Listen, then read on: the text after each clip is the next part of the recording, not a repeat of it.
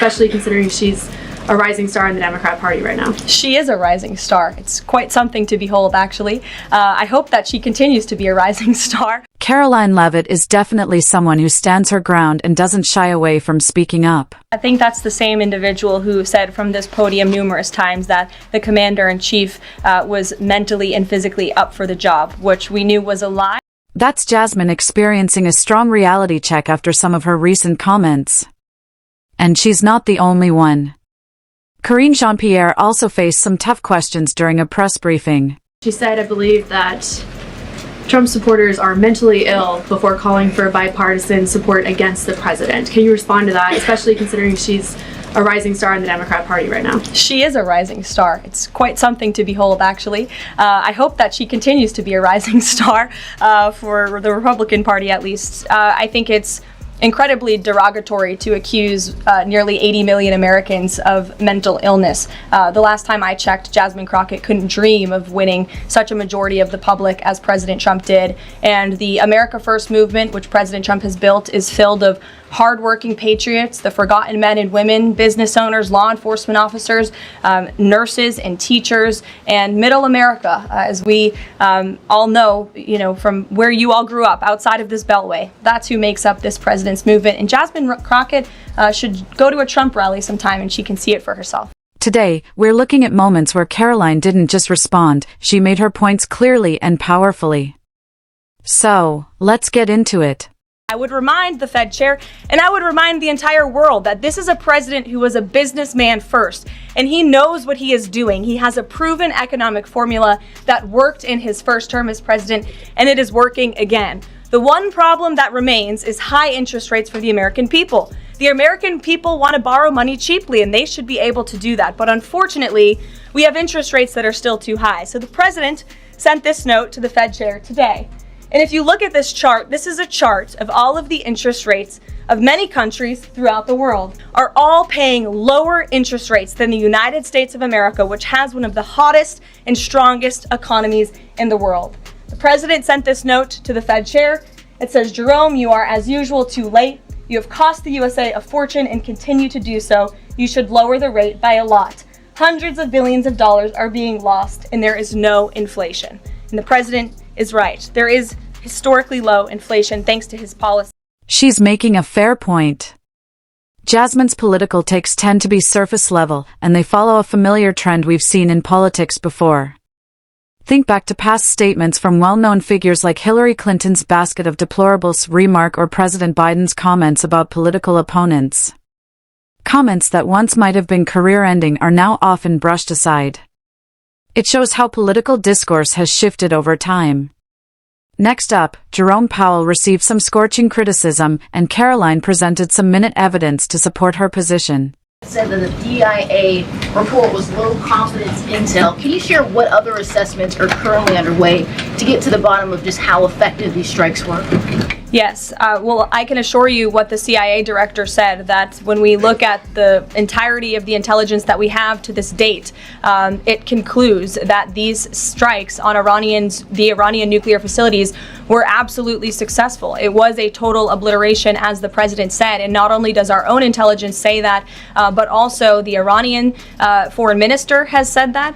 We saw Israel conclude the same thing based on their own intelligence. We also had the United Nations say that as well. So I think the only other time the United Nations, Israel, Iran, and the United States has agreed on something is that the sky is blue, but they all agree that Iran's nuclear facilities were completely demolished. All of this followed after Powell stuck to his guns on interest rates, citing some of his moves as a result of past trade policies.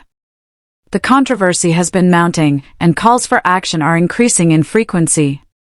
Several have weighed in, but Karoline was notable in basing her argument on the president's own words. But even that was only the start. A CNN report on suspected intelligence leaks soon turned into the next big flashpoint. But I believe the FBI is investigating to find out who that leaker was, because it's illegal, and they should be held accountable for that. Leaked bits and pieces of an intel assessment to push a false narrative. And it's to the same reporter, I will add, Natasha Bertrand of CNN, who has done this in the past. In 2020, it was Natasha Bertrand who had 51 intelligence analysts falsely lie to her, but she still put it on paper for some reason, that the Hunter Biden laptop story was Russian disinformation. We all know that's not true, right? We can all agree on that now. That was a lie from the intelligence community. And so this is a reporter who has been unfortunately used by people who dislike Donald Trump in this government to push fake and false narratives. She should be ashamed of herself. And that's not what reporting is. Journalism is trying to find the facts and the truth. And this week we saw this same reporter being used to push a fake narrative to try to undermine the President of the United States, and more importantly, the brave fighter pilots who conducted one of the most successful operations in United States history. Here's the thing, reputable agencies don't often, if ever, release their most sensitive analysis to the media, particularly when it comes to events like the incident involving Iran. In spite of this, reports emerged stating leaked documents indicated a mission didn't proceed as anticipated. The story caught fire, even though the information wasn't completely verified. Officials responded by conducting an investigation into how the information was released, pointing out it was based on low-confidence analysis from the beginning. Your predecessor, Karine Jean-Pierre, who presided over many novel press access restrictions, criticized the recent changes to the press pool made by your office. She said in an interview, quote, "What we're looking at is what North Korea is doing." What's your response to that, and can you say anything to allay concerns that unfavorable coverage will be punished in this new press pool system? I think that's the same individual who said from this podium numerous times that the commander-in-chief was mentally and physically up for the job, which we knew was a lie. Many people in this room knew it was a lie. Many of you were admonished for asking questions about that truth. So when it comes to truth and transparency, this administration, this White House is setting the example. This president is taking far more questions than his predecessor, Joe Biden, did on a daily basis, and that will continue. Karoline had something to say regarding the state of journalism at present.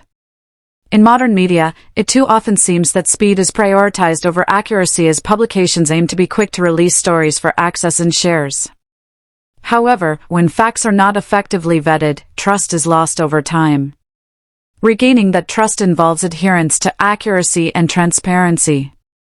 Next, Karoline addresses remarks from her predecessor after KJP likened press access regulations today to those in North Korea. President Macron of France earlier today said that tariffs levied by powerful countries are often a form of blackmail, and criticized the sort of process that's underway. He didn't mention the United States specifically, but said that these tariffs are really hurting developing countries. So there's this big UN conference going on. What do you say to that? I think the president and the White House would certainly reject that characterization by Prime Minister Macron.